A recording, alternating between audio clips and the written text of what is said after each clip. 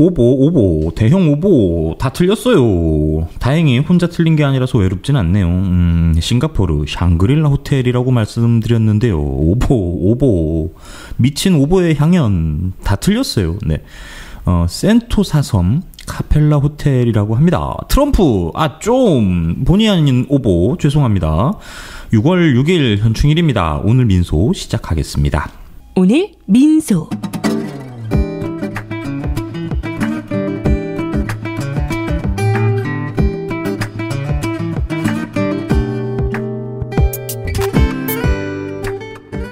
네, 오늘은 현충일, 국경일 아닙니다. 추념일 맞습니다. 태극기 거는 날이죠. 물론 기폭만큼 내려서 달아야 합니다. 예전에는 국기 안 건다고 매체마다 쌩 난리를 쳤었던 것 같은데요. 요즘은 그런 내셔널리즘, 국가주의, 민족주의 이런 게 좀 약해진 측면이 있어서 좋은 것 같아요. 문재인 대통령께서 현충일 추념사를 통해서 다시 한번 남북관계를 언급했습니다. 남북관계가 개선이 되면 비무장지대 유해 발굴을 우선 추진하겠다고요. 제63회 현충일 추념식 국립대전현충원에서 열렸는데요. 평소 풀버전 만나실 기회가 없으시잖아요. 그래서 제가 전해드립니다. 문재인 대통령 추모사 함께 하시죠. 다음은 대통령님께서 추념사를 하시겠습니다. 존경하는 국민 여러분, 국가 유공자와 유가족 여러분, 얼마나 많은 그리움을 안고 이곳에 오셨습니까?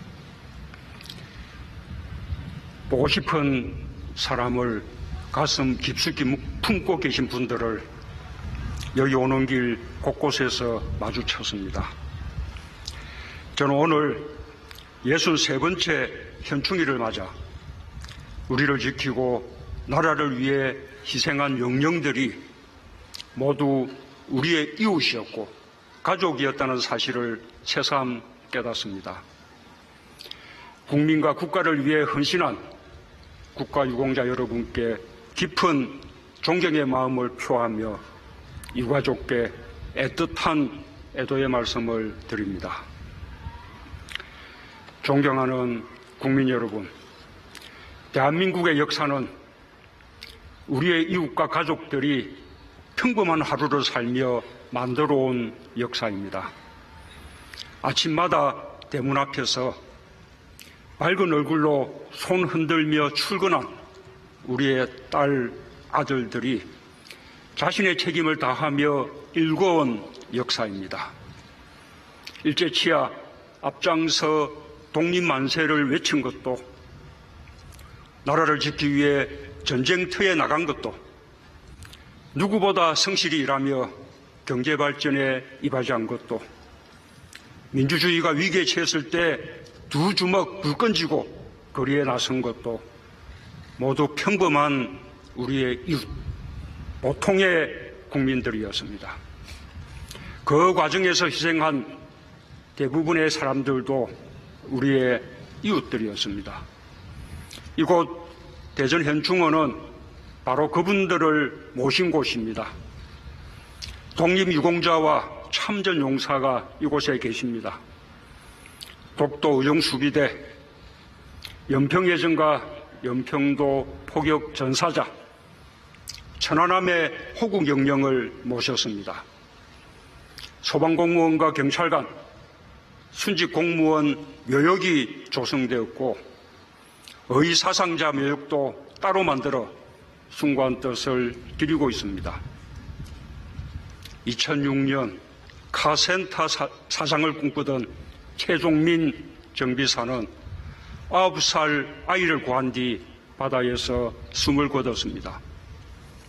2009년 김제시 농업기술센터 황지영 행정인턴과 어린이집 금날의 교사는 교통사고를 당한 사람을 돕다가 뒤따르던 차량에 목숨을 잃었습니다. 2016년 성우를 꿈꾸던 대학생 안치범 군은 화재가 난 건물에 들어가 이웃들을 모두 대피시켰지만 자신은 돌아오지 못했습니다. 유가족들에게는 영원한 그리움이자 슬픔일 것입니다. 그러나 우리 안에 다른 사람을 도울 수 있는 용기가 깃들어 있다는 것을 그들이 우리에게 알려주었습니다. 이웃을 위한 따뜻한 마음이 어려운 삶이 되었습니다. 가족을 위해 최선을 다해 살아온 하루가 비범한 용기의 원천이 되었습니다. 그리고 그것이 대한민국을 지탱하는 힘이 되었습니다. 이러한 분들이 있었기에 우리는 우리 자신처럼 평범한 국민이 나라의 주인이라는 사실을 자각할 수 있었습니다. 존경하는 국민 여러분, 우리에게 가족이 소중한 이유는 어려움이 닥쳤을 때 곁에서 지켜줄 것이란 믿음 때문입니다. 국가도 마찬가지입니다. 언제든 국가로부터 도움받을 수 있다는 확고한 믿음이 있을 때 우리도 모든 것을 국가에 바칠 수 있습니다. 그것이 진정한 애국입니다. 저는 오늘 무영고 묘역을 돌아보았습니다. 한국전쟁에서 전사한 김기혁 중사의 요소를 참배하며 국가가 국민에게 드릴 수 있는 믿음에 대해 생각했습니다. 그는 22의 청춘을 나라에 바쳤지만 세월이 흐르는 동안 영고 없는 무덤이 되고 말았습니다. 대한민국은 결코 그분들을 외롭게 두지 않을 것입니다. 끝까지 기억하고 끝까지 돌볼 것입니다. 모든 무영고 묘소를 대한민국의 이름으로 기억해야 합니다.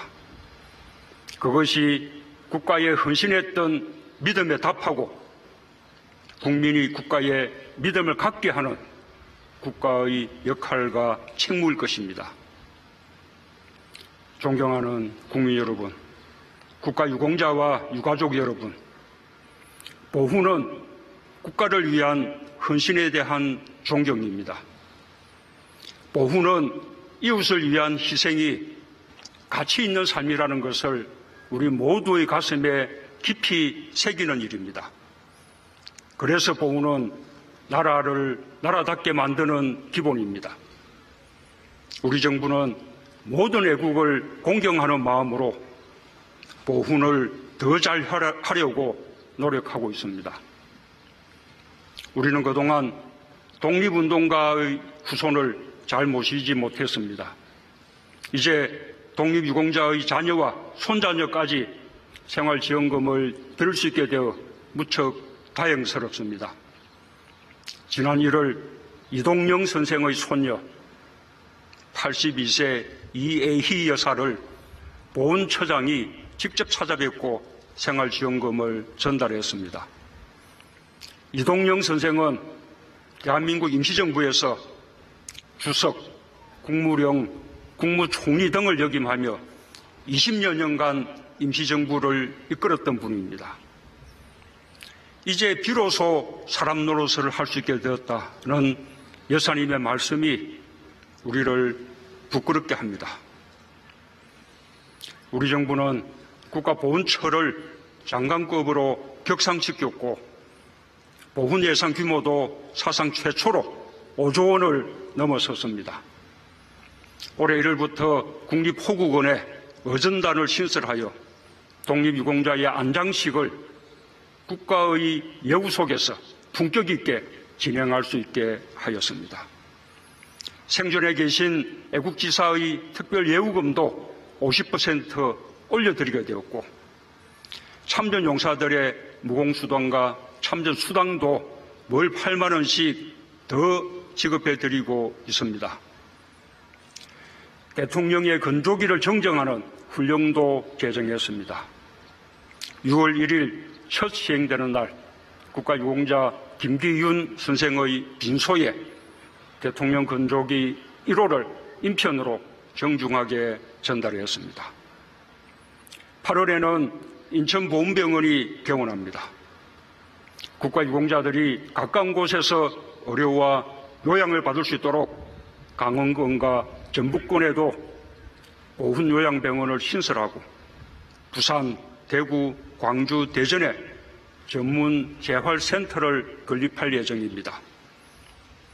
대한민국 임시정부가 중국 충칭시에 설치한 한국광복군 총사령부의 복원은 중국 정부의 협력으로 임시정부 수립 100주년이 되는 내년 4월까지 완료할 계획입니다.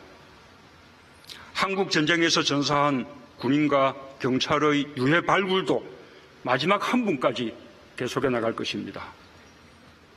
남북 관계가 개선되면 비무장지대의 유해 발굴을 우선적으로 추진하겠습니다. 미군 등 해외 참전 용사들의 유해도 함께 발굴할 수 있을 것입니다. 국민을 위한 모든 희생과 헌신에 보답하기 위해 법령도 정비했습니다. 지난 3월 구조활동을 하던 3명의 소방관이 사망하는 안타까운 일이 있었는데 교육생이던 고 김원영, 고 문세미 소방관은 정식 임용 전이라는 이유로 국가유공자로 인정받을 수 없었습니다. 똑같이 국민과 국가를 위해 희생했는데도 신분 때문에 차별받고 억울함이 있어서는 안 됩니다. 정부는 두 분을 포함해 실무 수습 중 돌아가신 분들도 순직으로 인정받을 수 있도록 소방공무원 임용령을 개정했습니다.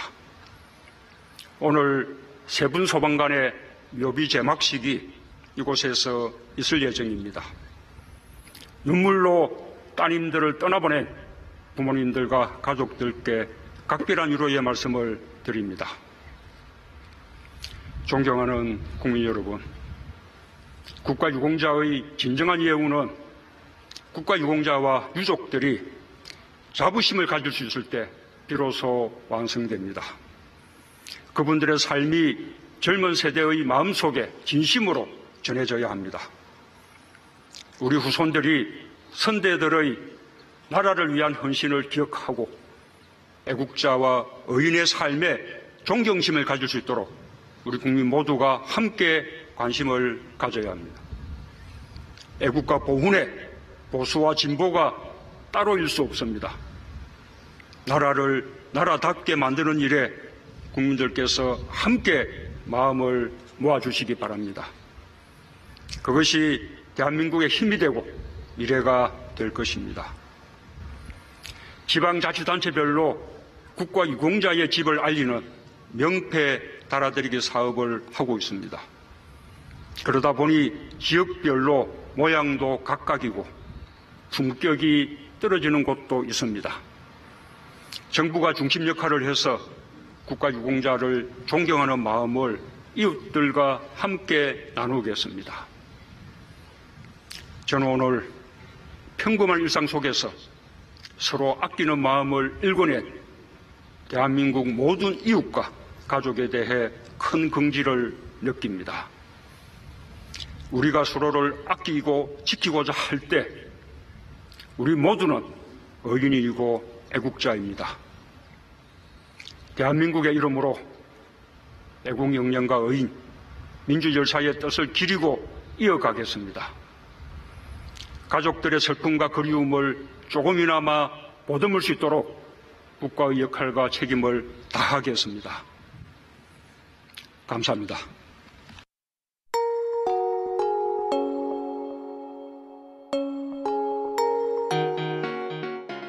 오늘 민소. 청와대 모 행정관이 배우 한예리 씨 팬이라고 알려져 있는데요. 네, 오늘 추념식에 등장했습니다. 뭐 그렇다고요. 덕질은 이렇게 하는 거군요. 괜히 부럽습니다. 참 잘해요 행사. 네, 현충일의 노래가 있죠. 뭐 결애와 나라 위해 어쩌고 저쩌고 하는 네, 초등학교 때 배우셨을 텐데요. 뭐 짧게 전해 드려볼까요?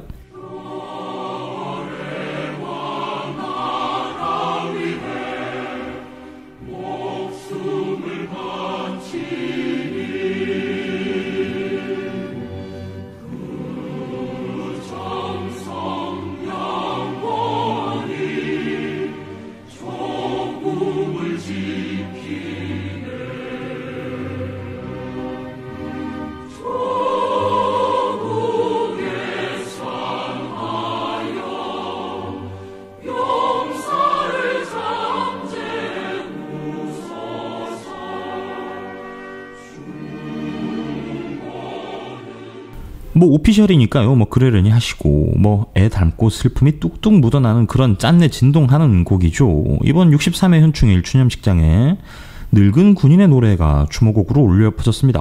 참 잘해요. 네, 100번 낫죠. 저 좀 감동했어요. 사실 이 곡은 김민기 씨께서 작곡한 노래인데요. 다카키 마사오, 네, 박정희가 유신 시절에 국방부 장관 지정 1호 금지곡을 내립니다. 금지곡이 된 사유는 군인의 사기에 악영향을 끼친다는 것이었어요. 가수 최백호 씨와 지창욱, 주원 강한을 임시완 이렇게 함께 불렀습니다. 이분들 현재 최백호 씨 빼고요 다 군대 갔습니다. 네, 지금 군인이에요. 네. 늙은 군인의 노래 1978년에 발매된 앨범인데요. 30년 군 생활을 마치고 전역을 앞둔 선임 하사의 스토리를 담은 곡이죠. 이거 왜 길게 소개해드리냐고요. 네. 전해드리려고요. 네. 현충일 추념식 안 보시잖아요들. 네, 저는 봅니다. 직업이 그래서요. 네, 저는 꽤 감동적으로 봤어요. 늙은 군인의 노래, 늙은 노동자의 노래로 개사돼 불리기도 했죠. 이 곡도 전해드릴게요. 늙은 군인의 노래를 가수 최백호 씨가 부르겠습니다.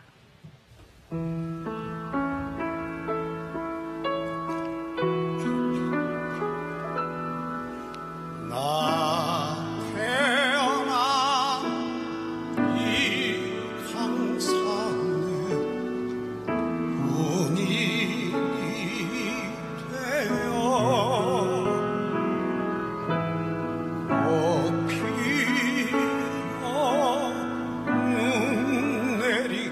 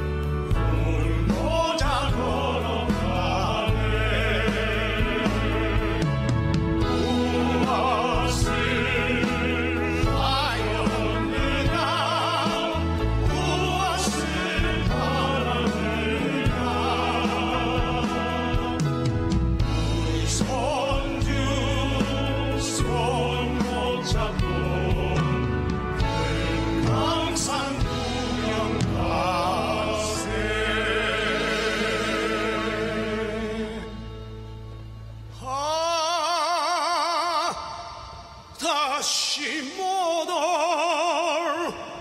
흘러간 내 청춘 푸른 옷에 실려간 꽃다운 이내 청춘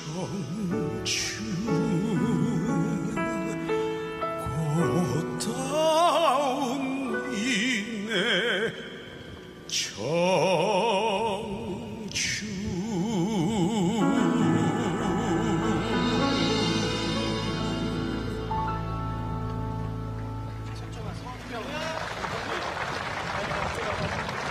다음은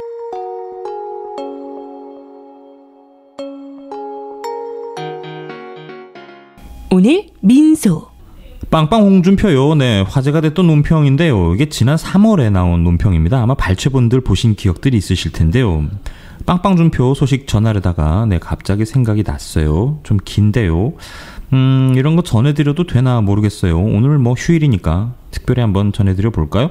요즘 남북 화해 분위기가 무르익고 있으니 괜찮겠지요. 네, 예전 같으면 당장 국가보안법 어쩌고였을 텐데요. 네, 쫄지 않고 전해드려 봅니다. 올해 3월 31일 발표된 노동신문 논평이에요. 네, 제목. 네, 제목. 시급히 매장해버려야 할 인간 오작품. 네. 시급히 매장해버려야 할 인간 오작품. 이거 시작부터 웃기면 안 되는데. 네. 네.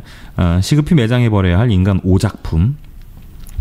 지금 남조선에서 감옥 귀신이 된 박근혜에 이어 이명박 력도까지 구치장에 갇히게 되자 도적이 재발절인 격으로 몹시 바빠하는 자가 있다. 다름 아닌 자유한국당 대표 홍준표 역도이다. 리명박에 대한 검찰 조사가 시작될 때 과하다느니 범죄 혐의가 되지 않는다느니 하고 편협부터 들던 이 자는 요즘 역도가 감옥으로 끌려간 것을 두고 정치보복이니 어느 때든 대가를 치를 것이라느니 하고 악청을 돋구며 야단법석대고 있다. 홍준표 역도가 이렇게 길길이 날뛰는 이유는 뻔하다. 박근혜 이명박 역도와 공모하여 온갖 부정협작 행위를 일삼으면서 권력 야욕 실현에 미쳐 돌아간 이자의 범죄 행적을 파헤쳐보면 그것을 잘 알 수 있다.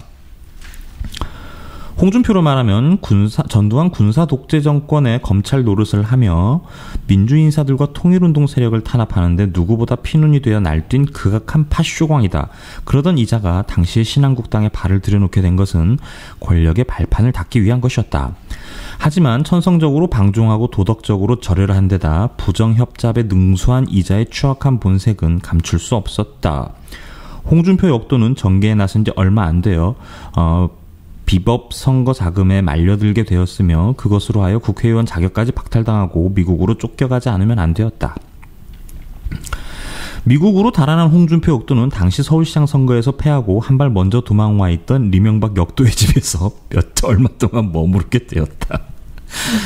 다리 부러진 노루 한 곳에 모인다고 이렇게 리명박 역도와 한 지붕을 쓰고 며칠 동안 산 것이 인연이 되어 이자들은 깊숙이 결탁하게 되었다고. 그때부터 홍준표는 리명박을 선배, 형님이라고 개어 올리며 역도를 업고 권력 야심을 실현할 개꿈을 키웠다. 그 후 이명박 역도가 득세하게 되었을 때 그와 15년을 알고 지냈다느니 내가 가장 친이에 가깝다느니 하고 아양을 떨었다. 뭐 저보다 더 잘 알아요? 네. 그뿐이 아니다. 지난 2007년 대통령 선거 진행되던 당시 BBK 주가 조작 사건을 비롯하여 이명박 역도의 부정부패 사건들이 터져나왔을 때 그 무슨 방어팀의 우두머리가 되어 여론의 비난을 무마시키기 위해 설레발을 친 자도 홍준표다. 그 공로로 하여 얼마 후에는 한나라당 원내대표 자리까지 차지하게 되었다. 권력을 위해서라면 어떤 범죄도 서슴지 않는 홍준표 역도의 반역적 근성과 잔인한 기질은 지난 보수집권 9년간 여지없이 드러났다. 역도는 지난 10년간 기만적인 평화시대였다느니 그 누구를 개혁개방해로 이끌어야 한다느니 하고 고화되면서 동족 대결 소동의 맨 앞장에서 미쳐 날뛰었다. 그런가 하면 좌파 10년 동안 정보원이 무력화되었다고 떠버리면서 파쇼 독재 체제를 되살리고 인민들의 반정부 투쟁을 무자비하게 탄압하는 데서 극악한 교형리, 사냥개로서의 기질을 보여주었다. 또한 정교조와 민주노총을 비롯한 진보단체들을 종북세력, 암적 존재로 몰아 사람들의 치를 떨게 하였다. 남조선의 역대 파쇼광들 치고 사기 협잡과 부정부패를 일삼지 않은 자가 없다. 홍준표 역도는 그 추악한 행실과 범죄 경력에서 이명박 박근혜 역도와 한 마리에 실어도 조금도 짝지지 않는다. 그런 것으로 하여 이자는 오래전부터 도적왕초, 호색광, 홍키호테 등 온갖 오명을 달고 다니는 천하의 패륜패덕한으로 낙인 찍히었다. 이분은 이 논평은 홍준표라고도 안 해요. 역도라고. 네. 주어가 역도예요. 홍준표가 아니고. 아, 웃겨라. 역도가 경상남도 지사로 있을 때의 일이다. 서민도지사라는 감투를 쓰고 민심을 기만하면서 그 자리를 차지했던 이 자는 박근혜 역도가 공공의료기관 활성화라는 자기의 선거 공약을 뒤집어 엎고 항거하는 노동운동 단체들을 탄압하려 하자 앞장서서 경상남도 진주시의 어느 한 공공의료기관을 강제 폐업시키는 망동을 부렸다. 그때 주민들이 홍준표를 서민 죽이는 도지사라고 규탄하면서 분개해야 한 것은 너무도 응당한 것이었다. 이것은 역도가 얼마나 정치협잡의 이골이 난 자인가 하는 것을 보여주는 단적인 신뢰다. 홍준표 역도의 범죄 행적은 들출수록 구린내뿐이다. 새누리당의 국회의원 후보 추천권을 가지고 농간질하면서 수만 불의 뇌물을 받아먹은 사실, 국회 특수활동비를 야금야금 제 집으로 빼돌려 횡령한 사실 등 이자가 저지른 부정부패 행위는 이루 다 꼽을 수 없을 정도다.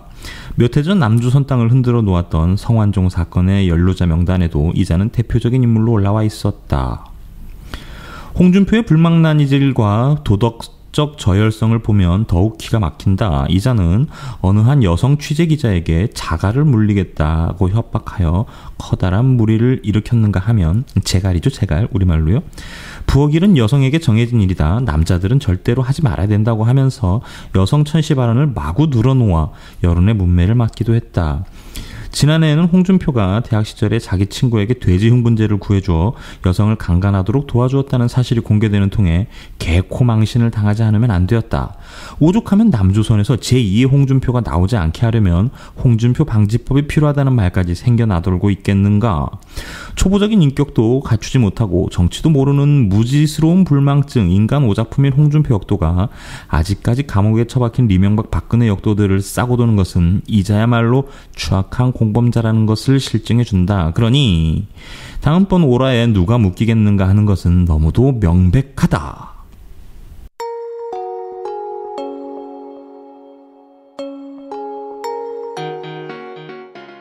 오늘 민소. 이명박이나 박근혜에게 북이 이처럼 거친 언사를 퍼부는 일이 왕왕 있었어요. 어쩌면 홍준표 패싱은 북에서 비롯된 것일 수도 있을 것 같네요. 네. 오늘 민소 함께하고 계십니다. 방송은 민중의 소리 친구 만들기 프로젝트 일환인데요. 매주 월요일부터 금요일 유튜브와 팟빵, 아이튠즈로 송출되고 있습니다. 유튜브, 팟빵 구독 팍팍 눌러주세요. 구독. 팟빵은 대충 300분 정도 계시고요. 유튜브는 1500분에서 3000분 정도 사이를 왔다 갔다 하고 있습니다. 유튜브나 팟빵 아무데나 댓글 달아주세요. 네, 방송에 참고하도록 하겠습니다. 전부 다 보고 있으니까요. 아무데나 네, 그냥 달아주시면 됩니다. 내키는 대로. 모처럼 연휴라서요. 밀림 빨래 하고 있습니다. 연예팀은 오늘 촬영을 합니다. 연예부 기자들이 만드는 꿀잼 컨텐츠 같이봄이라는 프로그램이 있는데요. 오늘 밤 주인공은 나야나, 네, 나야나 아시죠? 네, 원어원 친구들이 컴백을 했어요. 신곡 켜줘. 네. 그리고 어제 제가 전해드렸죠. 프로미스 나인, 이제는 약속해. 네. 소중히 간직해. 당신의 아이돌로 성장하겠습니다. 네. 다 외웠어요. 네. 이 두 친구들 뮤직비디오 함께 보고 취재 뒷얘기도 해주는, 네, 뭐 그런 프로그램인데요. 민중의 소리 대중문화 채널 위스타에서 만나실 수 있습니다. 링크는 댓글로 달아놓을게요. 구독 눌러주세요. 보아하니까 노동신문 논평 분위기가 좋아요. 네. 하나 더 가볼까요? 네. 요즘 아베 똥줄이 탑니다. 또 미국을 갔어요. 네. 대북 제재를 해야 되는데 미국이 자꾸 종전 선언을 할 분위기를 보여서 말이죠. 네, 또 미국으로 날아갔습니다. 아베가 4월 말쯤에 트럼프를 한번 만났던 걸로 기억이 되는데요. 네, 벌써 이거 얼마 지나지도 않았는데, 네, 아베 정말 바쁘죠 요즘에. 북한이 진짜 빡쳤습니다. 제목이 또 역시 끝내주죠. 노동신문 논평. 네, 6월 6일입니다. 오늘자네요. 네. 이게 잘 읽으려면 북의 아나운서처럼 말이에요. 네. 우리 민족의 태양이시며 위대한 영도자 어쩌고 저쩌고, 네, 뭐 이렇게 읽어야 되는데 그래야 좀 더 리얼리티가 살 텐데 말이에요. 네. 저는 서울 사람이니까요. 네, 또박또박 전해드려 보겠습니다. 네. 제 처지를 알고 똑바로 처신하라. 네, 제목 셉니다. 일본 외상 고노를 비롯해 아베 패거리들이 아베 패거리, 네, 역도라고 안 하네요. 네, 아베 패거리.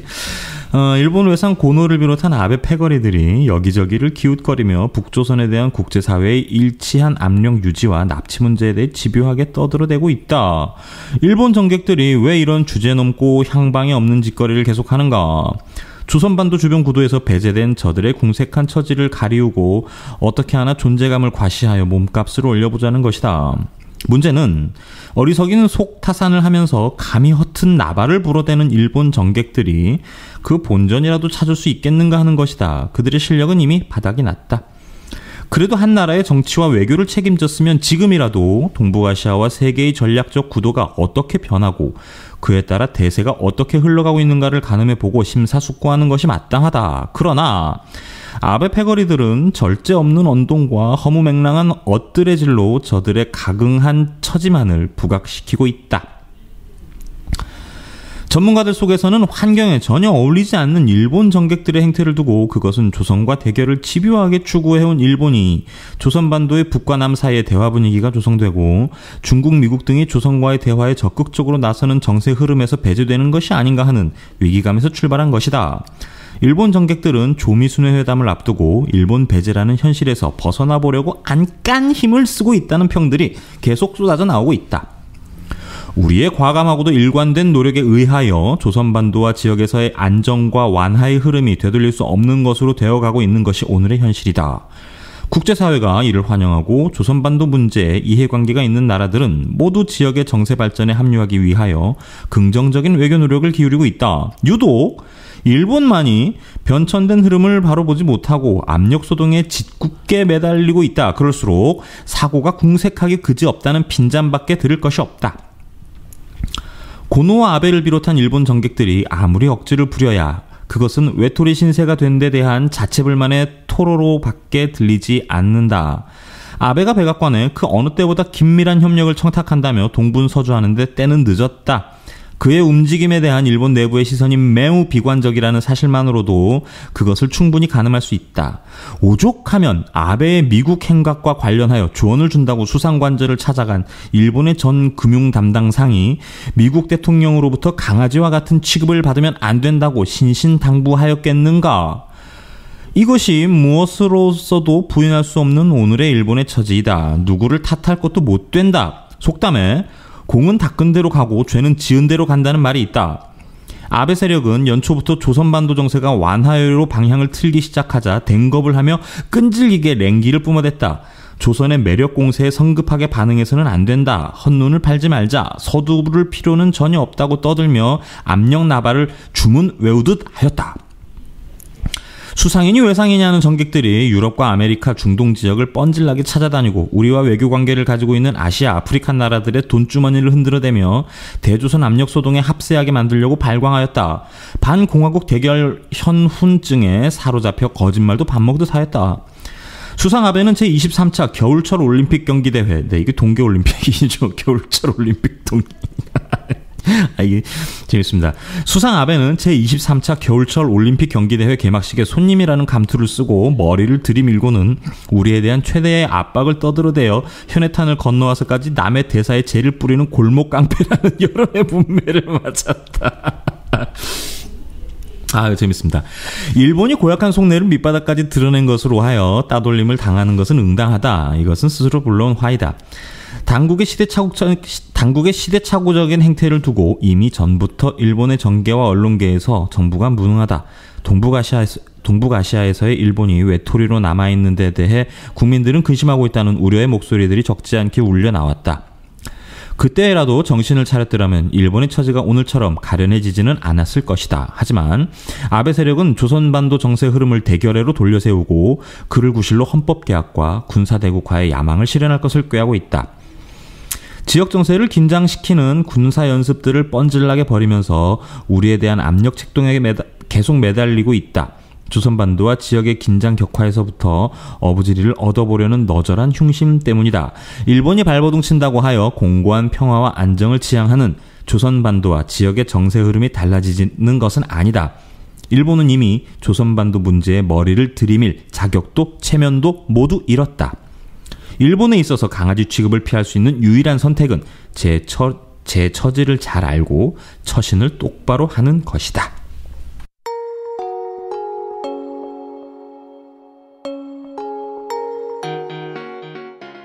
오늘 민소. 오늘은 졸지에 노동신문이 됐어요. 표현이 좀 거시기하긴 합니다만, 북의 논평은 꽤나 거칠기로 유명하죠. 어쩌면 날 것 그대로의 모습을 보는 것 같아서요. 부럽기도 합니다. 저런 문체를 쓸 수 있다는 게 우리나라 매체에는 상상이 안 가잖아요. 종종 역대급 논평이 나오면 이 시간을 빌어서 소개해드리도록 하죠. 재미있는 것들 정말 많았습니다. 특히 박근혜 때 정말 한카라는 논평들이 많았는데요. 시간이 지나니까 조금 재미가 떨어졌어요. 아까 소개해드렸던 홍준표 논평이요. 이게 역대급에 속하는 논평입니다. 그래서 전해드렸습니다. 김현정의 뉴스쇼. 오늘은 박홍수 씨를 인터뷰했네요. 23년차 철도기관사신데요. 2003년에 경의선 철도 연결 당시에 직접 운전을 하셨던 분이기도 합니다. 인터뷰가 참 재밌어서 빌려왔습니다. 가슴 설레기도 하고요. 대륙으로 달리는 기차 어떨까요? 요즘 여름 휴가 계획 세우시는 분들 많을 텐데요.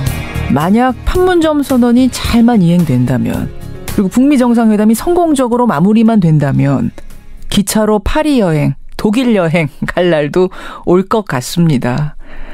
너무 허황된 얘기처럼 들리신다고요? 아닙니다. 지난 1일에 열린 남북 고위급 회담에서 남북 철도 협력 분과 회의를 개최하는 걸로 이미 합의가 됐습니다. 사실 남북 정상이 마실 가든 만나고 북미 정상도 만나서 종전 선언까지 하는 마당이라면 철도길 연결하는 거 이거 못할 일 아니죠. 그래서요, 오늘 화제 인터뷰에서 같이 상상을 좀 해보겠습니다. 2003년에 경의선 철도 연결 당시 직접 화물열차를 몰고 군사분계선을 넘었던 그 기관사분이세요. 23년차 기관사이자 사회공공연구원 철도정책 개관연구위원 박흥수 기관사 연결을 해보겠습니다. 박 기관사님 안녕하세요. 예, 안녕하십니까? 예. 요새 말로 뭔가에 빠진 사람을 덕후라고 하는데 별명이 철도 덕후시라면서요. 예. 그러니까 요새는 뉴스 들으면 항상 설레시겠어요. 예, 가슴이 계속 뛰고 있습니다. 그렇죠. 그러니까 우리가 지금 막연한 상상을 하는 게 아니고 사실 근거가 있는 유추인 거죠? 예, 근거가 충분히 있고요. 예. 이미 오래전에 7, 80년 전에는 대륙으로 열차가 달렸던 길이기 때문에 그걸 복원하는 역사적 시기가 온 거죠. 그렇죠. 4.27 판문점 선언을 들여다보면 여러분 이렇게 쓰여 있습니다.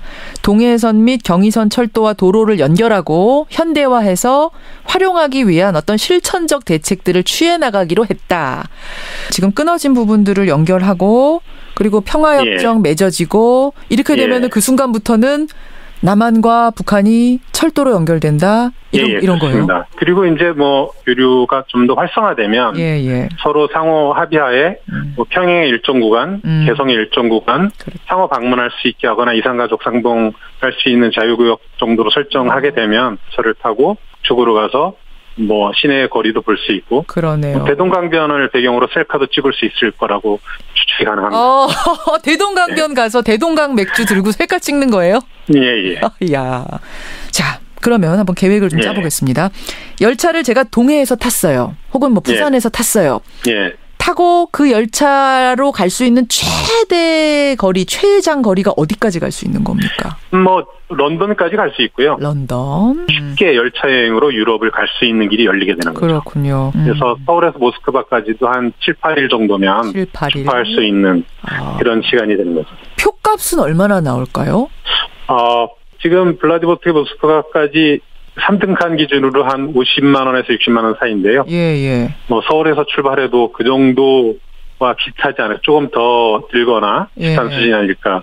근데 어떤 분들은 이런 얘기 하실 거예요. 우리 돈 너무 많이 드는 거 아니냐. 퍼주기 아니냐. 이렇게 해서 우리가 실질적으로 얻는 득이 도대체 뭐냐. 이런 얘기 하실 수도 있어요.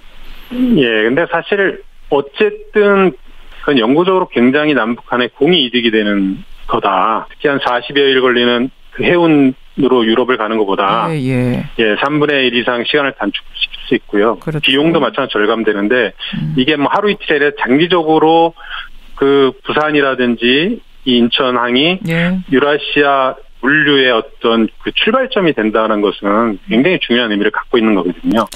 우리가 이왕 신나는 상상 해본 김에 사실은 이제 열차 여행에 대한 어떤 우리의 추억이란 게 많이 없어요. 워낙 우리는 뭐 고속도로로 다 달릴 수 있는 정도의 좁은 국토라서 사실 열차 여행의 추억이란 게 별로 없는데 그런 장거리 여행을 열차로 할 경우에는 뭐 재밌는 일도 많겠어요. 이 열차는 교묘하게 폐쇄된 공간이지만 그 안에서 또 열린 공간이기도 하거든요. 그게 무슨 말이에요? 폐쇄됐는데 열렸다? 예, 열차가 한번 달리기 시작하면 그 안에 갇혀 있어야 되거든요. 그렇죠. 근데 그 갇혀 있는 공간에 만나는 사람들은 서로 얼굴색과 말을도 다르지만 서로 소통하려고 노력하고 그 속에서 중간중간 열차역에 내려서 그 도시를 둘러보는 그런 것들도 이렇게 여행의 종합 선물 세트가 바로 장거리 열차 여행이 아닌가 이런 생각이 듭니다. 되게 멋있는 말이네요. 폐쇄된 공간이지만 열린 공간이다. 예. 그 시베리아 열차 타고선 뭐 북한 사람도 만나보신 적 있으시다면서요? 예, 블라디보스토크에 처음 열차에 탔을 때 한 칸에 먼저 열차를 승차하고 있는 북한 노동자 24명이 같이 있었고요. 예. 처음에는 서로 멀뚱멀뚱 그 눈만 쳐다보고 있었는데요. 어이없는 표정으로. 근데 그분들이 그 도시락을 꺼내놓기 시작했어요. 이분들이 너무 순박해서 설마 그러리라는 생각을 못하고 그냥 형식적으로 맛이나 좀 보라 그런 거죠. 근데 이제 저희들은 남조선은 자본주의 사회라 염치가 없어서 거절 안 합니다 하고 딱 달라붙어서 도시락 나눠 드셨어요? 예, 같이 우와. 이제 밥을 나눠 먹다 보니까 서로 이제 왜 이런 여행을 하게 됐고 그래서 알아보니까 그분들은 이르크츠크로 외화벌이 가는 노동자분들이었고요. 그렇게 해서 그래서 그분들의 사연을 하나하나 듣고 또 저희들의 얘기도 하다 보니까 서로 이제 점점 친해지고 또 이제 그 정차역에서는 치타역 같은 데서는 제가 이제 그 북한 동포한테 이 미지의 숨은 맛을 한번 보시라요 하면서 코카콜라도 줬더니 그 북한 동포가 이거 남조선 분들 농담도 잘하시네 하면서 아주 맛있게 또 받아 먹었던. 맛있게 코카콜라 드시고. 벌컥. 맛있게 받아 먹었던. 그러니까 조금 전에 그러셨잖아요. 폐쇄된 것 같지만 열린 공간이다. 그 말이 딱 맞네요. 거기서 남북 평화가 한번 이루어졌네요. 열차에서. 부럽습니다. 빨리 정말 이 평화 분위기 조성되고 기찻길 연결돼서 저도 북한도 가보고 중국도 가보고 열차 타고 프랑스까지 가볼 수 있는 그 열린 공간 한번 경험해보고 싶어요. 이 신의주까지 가는 열차에서 중간 개성이나 평에서 찐계란을 까먹으면서 얘기할 수 있는 날이 왔으면 좋겠습니다. 찐계란 까먹으면서 또 뭐 소세지 같이 까먹으면서. 그렇죠. 찐계란과 사이다는 또 열차 여행의 또 묘미죠. 그러네요. 김밥도 좀 같이 나눠 먹으면서. 그런 날 꿈꿔보겠습니다. 이게 뭐 허황된 일만은 아니라고 하니까 더 마음껏 상상해봐도 되겠네요. 충분히 상상하셔도 좋을 것 같습니다. 오늘 상상의 날에 펼 수 있게 도와주셔서 고맙습니다. 고맙습니다. 23년 차 철도 기관사세요. 2003년에 경의선 철도 연결 당시에 직접 운행을 했던 바로 그분입니다. 박흥수 기관사였습니다.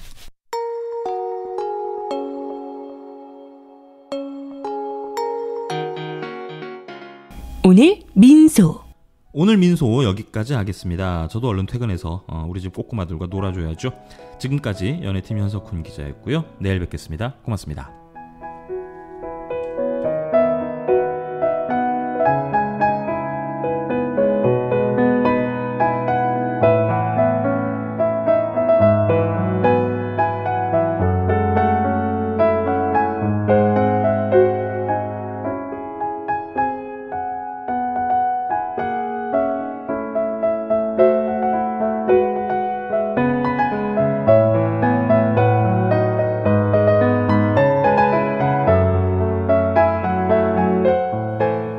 오늘 민소.